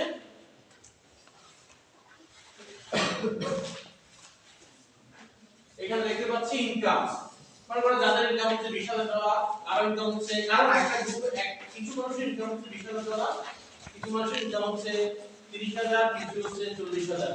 যখন নোবেলের প্রাইস হচ্ছে 10 টাকা, তখন দুটো লোক কিনে এই গ্রুপ কিনে 5টা, তাদের ইনকাম বেশি। এই গ্রুপ কিনে 8টা, এটা হাইপোথেটিক্যাল, এই ধরনের না। তারপরে হচ্ছে যখন প্রাইস কমতে থাকে তখন নোবেলের সংখ্যা বাড়তে থাকে। এটা যদি পুরো ক্ষেত্রে সত্য হয়, এর ক্ষেত্রে বা এগুলো বিশেষ করে less essential item সেগুলোর ক্ষেত্রে নেগেটিভ রিলেশন থাকে। তাহলে negatively related variables, the variables in opposite direction, terms flowing curve, যেটা আমরা বলছি নেগেটিভ। এটা আসলে সমাজ আমাদের মেসেজ করে। তো নেগেটিভলি আমরা যেটা বললাম যে নেগেটিভ স্লোপ বা নেগেটিভ রিলেটেড ভ্যারিয়েবল যদি হয়, মানে দুটো ভ্যারিয়েবল রিলেশন যদি নেগেটিভ হয়, যেমন প্রাইস এবং কোয়ান্টিটি ডিমান্ড, এটা যদি নেগেটিভ হয় তাহলে বলা হচ্ছে two variable move in opposite direction, যেটা হচ্ছে নেগেটিভলি যদি ডাউনওয়ার্ড স্লোপিং কার্ভ এরকম। যেটা আমরা পজিটিভ রিলেটেড ভ্যারিয়েবলস এর ক্ষেত্রে আপওয়ার্ড স্লোপিং কার্ভ। তো এগুলো এখানে এক্সপ্লেইন করা আছে। দেখো এখানে ডাউনওয়ার্ড স্লোপিং কার্ভ পাওয়া যায় বিন্দু বিন্দু যোগ করে। আমরা ক্লাস 5 6 7 এ পড়েছি রেখা কিভাবে হয়, কতগুলো বিন্দু সমন্বয় রেখা, বিন্দু সমন্বয় রেখা। তাহলে তুমি যে রেখাটা ড্র করেছো এই কমপ্লেক্সে, তার মানে সেখানে অনেকগুলো কম্বিনেশনস আছে দুটো ভ্যারিয়েবল, সেটা লিংক করো। আমি এটা কেন বলছি, একটা রেখা যখন পেয়েছো তার মানে সেখানে ভ্যারিয়াস কম্বিনেশনস আছে। তো একইভাবে এখানে দেখাচ্ছে যখন ইনকাম $30,000, তখন এই যে নোবেলের প্রাইসের সাথে নোবেলের কোয়ান্টিটি যে রিলেশন সেটা দেখাচ্ছে। এরপরে যাদের ইনকাম বেশি তাদের জন্য দেখিয়েছে যে 20,000 হচ্ছে কম আর 40,000 করেছি। তারপর স্লোপ আমরা যেটা বললাম, স্লোপ বিভিন্নভাবে ডিফাইন করা হয়। যে দেখা আছে change in y divided change in x। Change in y মানে হচ্ছে y না, চেঞ্জ ইন y হচ্ছে এই অ্যাক্সিসে যে ভ্যারিয়েবল থাকে সেটা। চেঞ্জ ইন এটা কি ছিল, কম্পিউটার প্রোডাকশন, আর চেঞ্জ ইন কার প্রোডাকশন। তাহলে এটাকে আবার অনেকে ডেল্টা বলা হয়, চেঞ্জকে ডেল্টা চিহ্ন, মানে চেঞ্জ চিহ্ন আসছে ডেল্টা চিহ্ন, রাইজ বা ডাউন বলা হয়। এই স্লোপ, ইন্টারসেপ্ট, পজিটিভ, নেগেটিভ এগুলো আমাদের ছোট ছোট কনসেপ্টগুলো, সেগুলো আমাদের বিবেচনার প্রয়োজন হবে। সেজন্য চাইলে কেউ এখানে এই চ্যাপ্টারটা একটা রেডি করে নিতে পারো, যদি কেউ ভুলে যাও। যেমন কেউ একটা সরলরেখা সমীকরণ দিতে পারবে? সরলরেখা সমীকরণ কি? ভাই আমরা সরলরেখা সমীকরণ কিভাবে লিখি?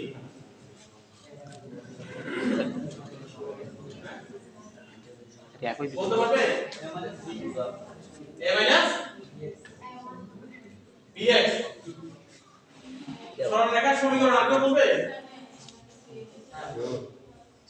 বলো না মনে তো আমরা কত বলবো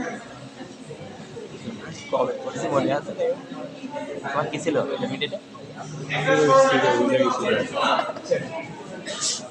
x equal to y equal to বলে গেছে x plus এটি কি x plus 1 লিখলাম আর কিছু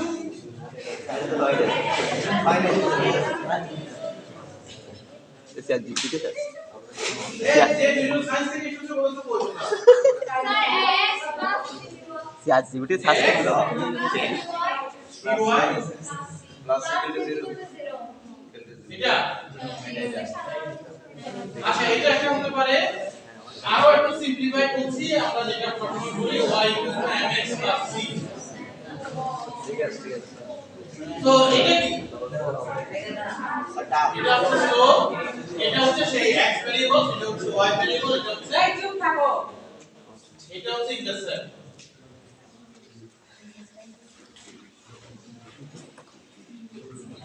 তাহলে এটা কেউ ড্র করতে পারবে না এটা আরেকটা বিষয় জানি বিষয় এটা তাহলে এটা কেউ ড্র করতে পারবে এটা ড্র করলে তুমি ডিমান্ড কার্ভ সাপ্লাই কার্ভ ভবিষ্যতে আমরা যেগুলো ড্র করব সেগুলো দিয়ে হয়ে যাবে এই যে লেখা আছে সব তাহলে এটাকে আমরা বলছি এটা হচ্ছে x এটা হচ্ছে y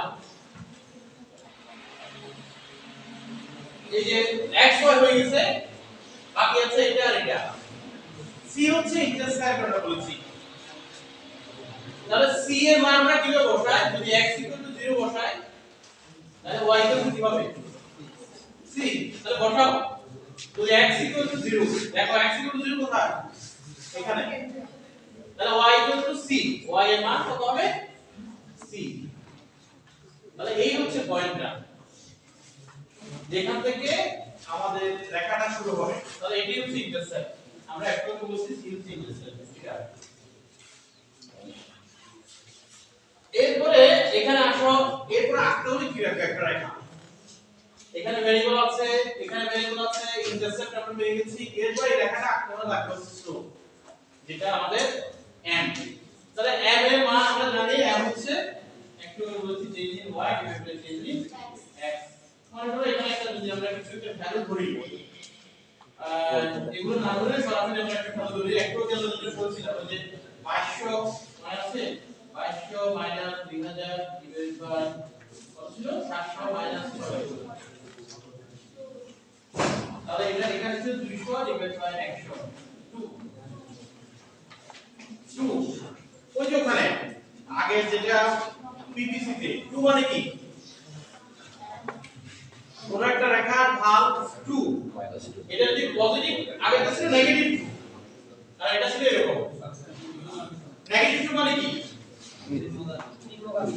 নেগেটিভ 2 মানে হচ্ছে যে কি x এর মান যদি 1 ইউনিট বাড়ে y এর মান 2 ইউনিট কমে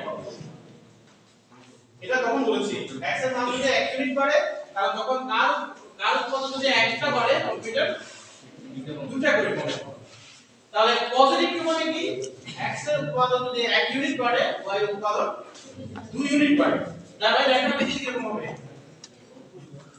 একটা দুটো তিনটা কোনটা হবে a b c যদি পজিটিভ 2 হয় a b c কোনটা হবে সি সি এটা সি হবে কোনটা তিনও নাই দাও a এখানে কি x এর উৎপাদন যদি 1 ইউনিট বাড়ে y এর উৎপাদন 2 ইউনিট হবে y তো কমে যাচ্ছে তাহলে এটাও না এটা তাহলে এই রেখার স্লোপ হবে যদি এটা হয় তাহলে এই রেখার স্লোপ হবে এটা মানে খারাপ এটা আমাদের পরে অ্যাপ্লিকেশনে এগুলো প্রয়োজন হবে যেমন তোমরা যখন ডিমান্ড কার্ভ আমরা করব QD equal to A minus BP এর পাবে মানে যখন ডিমান্ড কার্ভ আমরা করব ডিমান্ড কার্ভের কোয়ান্টিটি ডিমান্ডের ইকুয়েশন হবে এটা তখন তোমরা পরের চ্যাপ্টারে লিখবে QD হচ্ছে একটা ভেরিয়েবল B হচ্ছে আরেকটা এগুলো এখান থেকে বলতে হয় এগুলো আমি বলে যাচ্ছি কোনটা ভ্যারিয়েবল কোনটা কনস্ট্যান্ট বা প্যারামিটার সেটা আপনি বুঝতে পারছেন। এটা একটা ভ্যারিয়েবল, এটা একটা ভ্যারিয়েবল। এটা হচ্ছে সেই স্লোপটা, আর এটা হচ্ছে এটা কি? এটা কি? এটা কি? এই কি হবে? এতক্ষণ বললাম না, কিছু বলছো না। এই কি? স্যার ইন্টারসেপ্ট এক্স্যাক্টলি এটা সব একই না।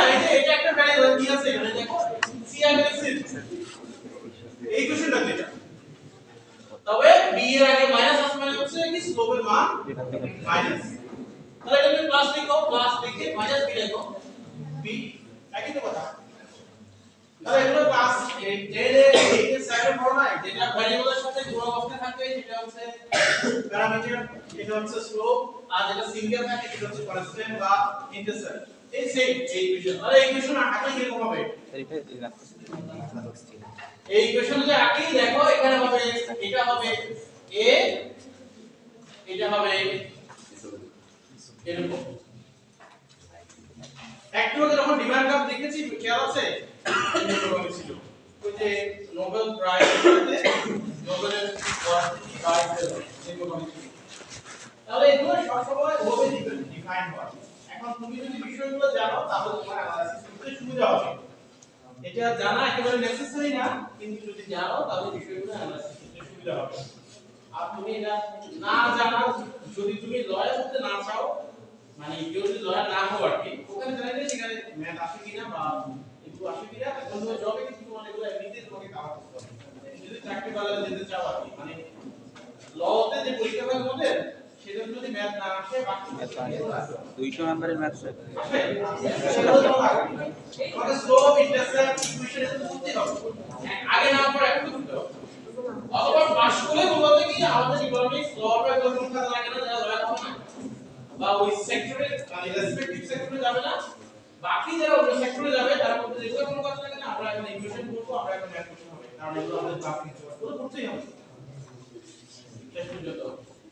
এনিওয়ে এখানে আমরা তবে যেটা বললাম সেটা হচ্ছে এই চ্যাপ্টারের শেষে এগুলো তোমরা আছে, চাইলে একটু দেখে নিও, এগুলো সব বিস্তারিত আছে।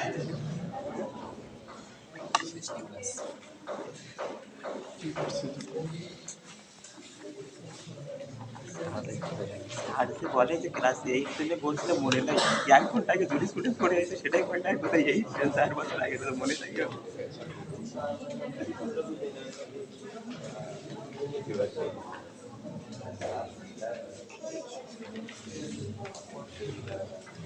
তো এই চ্যাপ্টারটা শেষ করে দিচ্ছি আমরা, পরের দিন আমরা আরেকটা পার্টে যাব।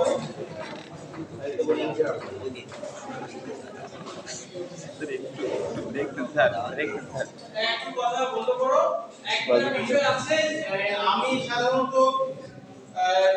মানে ডেসক্রিপটিভ প্রশ্ন একটু কম দিই পরীক্ষায়, মানে তোমাদের পরীক্ষার জন্য বলছি, কিন্তু তারপরেও তোমরা জানো যে দুইজন এক্সামিনার থাকে, তো অনেক সময় যেটা হয় যে পরীক্ষা কমিটিতে যারা থাকে তারা যদি মনে করে এর সিলেবাস আছে সুতরাং এটা সেকেন্ড এক্সামিনারকে এটা দিই, তোমাদের সিলেবাসের বিষয়টা আছে সেটা আমি একটু দেখাচ্ছি। আমি সাধারণত এগুলো একটু ডেসক্রিপটিভ প্রশ্ন কম দিই।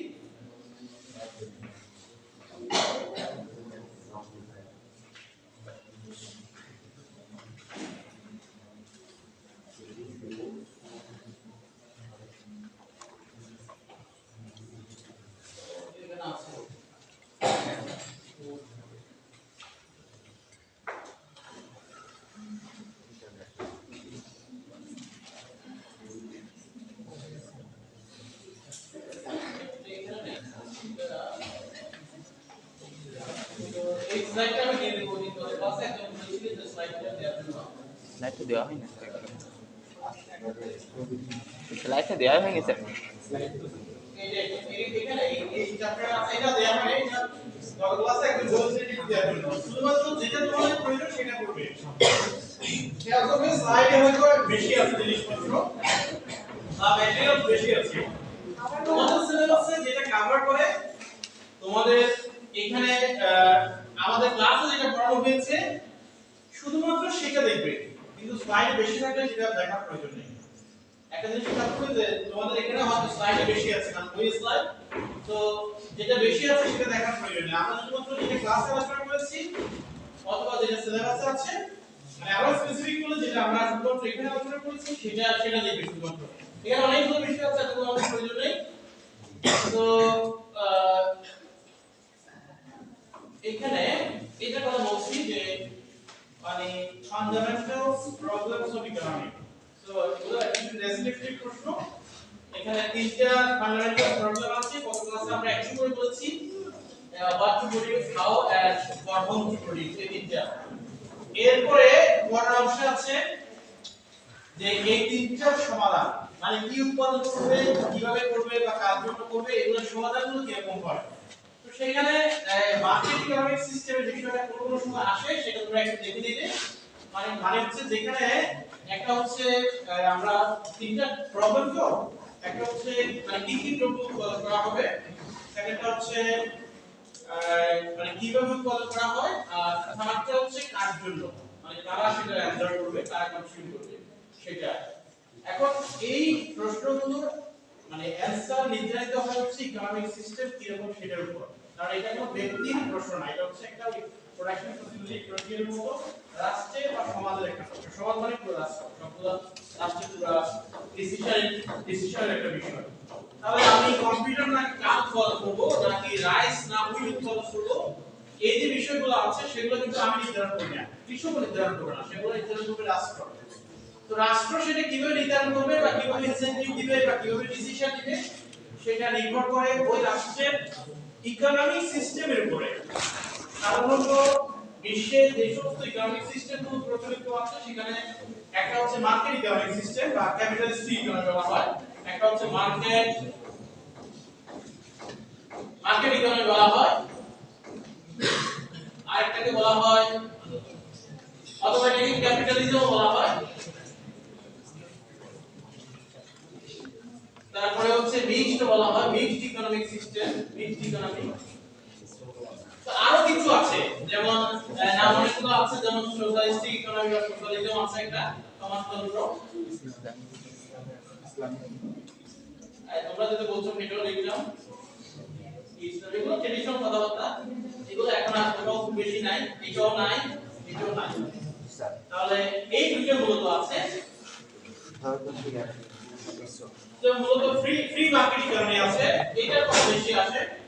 তো এটাতে আসলে এটার যে বৈশিষ্ট্য আছে সেটার উপর বেসিস করে ওই তিনটা প্রশ্নের অ্যানসার করা হয়। এই তিনটা এটার যে বৈশিষ্ট্যগুলো আছে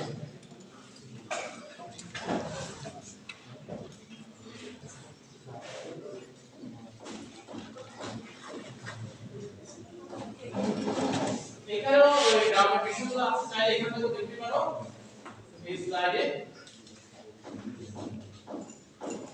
এখানে তাহলে মার্কেট ইকোনমি বা ক্যাপিটালিজমের বৈশিষ্ট্যগুলো কি সেটা আমরা সবাই জানি। সেটা হচ্ছে এইখানে বৈশিষ্ট্য নির্ভর করে হচ্ছে লেবার, ক্যাপিটাল, এন্টারপ্রেনিউর বা অর্গানাইজেশন, এগুলোর ওনারশিপের উপর। যে মার্কেট ইকোনমিক সিস্টেম বা ক্যাপিটালিস্টিক ইকোনমিতে ফ্যাক্টরস অফ প্রোডাকশনের মালিক হচ্ছে ব্যক্তি, আর সোশ্যালিজমে এগুলোর মালিক হচ্ছে রাষ্ট্র। ইভেন লেবার, ক্যাপিটাল, অর্গানাইজেশন সবকিছু মালিক হচ্ছে রাষ্ট্র। আর মিক্সড ইকোনমিতে কিছু ল্যান্ড, ক্যাপিটাল, অর্গানাইজেশনের মালিক হচ্ছে রাষ্ট্র আর কিছু হচ্ছে ব্যক্তি। তাহলে কি উৎপাদন করা হবে মার্কেট ইকোনমিতে সেটা নির্ধারিত হয় মার্কেট ডিমান্ড এবং মার্কেট সাপ্লাই উপরে। যে মার্কেটে যেটার বেশি ডিমান্ড আছে, যদি কম্পিউটার ডিমান্ড থাকে তাহলে প্রডিউসাররা কম্পিউটার বেশি প্রডিউস করবে, আর যদি কার ডিমান্ড থাকে প্রোডাকশন ফ্যাসিলিটি ফ্রন্টিয়ার আমরা যেটা দেখছি তাহলে কার বেশি প্রডিউস করবে। অথবা আমরা যদি বলি একদিকে হচ্ছে রাইস, একদিকে হচ্ছে কম্পিউটার, তাহলে যদি ওই দেশে গরিব মানুষ বেশি থাকে তাহলে রাইস বেশি উৎপাদন করবে। কখন? যখন সোশ্যালিস্টিক ইকোনমি বা মিক্সড ইকোনমি হবে।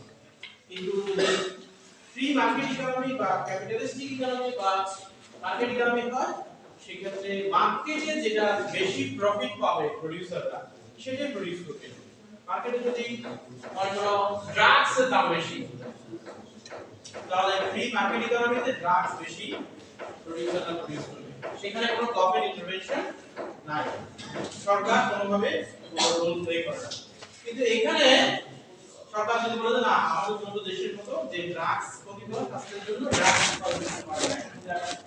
হিল ট্রাক্স আছে যে এটা তামাক চাষ ওদের করে কৃষি মানে যেগুলো ন্যাচারাল আমরা যেটা ধান পাট করি সেগুলো ক্ষতিকর ধান বা শাকসবজি সেগুলো জমির মাটি নষ্ট হয়ে যায় তাহলে সেখানে আইনগতভাবে তামাক চাষ নিষিদ্ধ আছে যারা পাহাড়ে গেছে বা পাহাড়ের মানুষ কেউই থাকো থাকো তারা দেখবে সেখানে তামাক চাষ করে যদিও সেটা অফিসিয়ালি কিছুটা নিষিদ্ধ হয় ওদেরকে দিতে হয় কারণ কিছু জমি আছে যেগুলো প্রতিজ্ঞ মানে এটা অনুরোধ জমি আর কি সেগুলো তো ফসল পায় না সেজন্য সেটা বলে তারা সেখানে অনুমতি নেই তো তাহলে এই বিষয়গুলো হচ্ছে মিক্সড কারণ যেগুলো আমরা বললাম এখানে রেগুলেশন আছে গভর্নমেন্ট ইন্টারভেনশন আছে সরকারের পলিসি মেকিং লেভেলে অনেকগুলো ডিসিশন মেকিং হয়ে থাকে সেগুলো হচ্ছে মিক্সড ইকোনমি আর মার্কেট ইকোনমি সকল মার্কেট বেস কি উৎপাদন করা হবে মার্কেটে যেটা ডিমান্ড আছে মানুষ যেটা চায় তারপর হচ্ছে কিভাবে করা হবে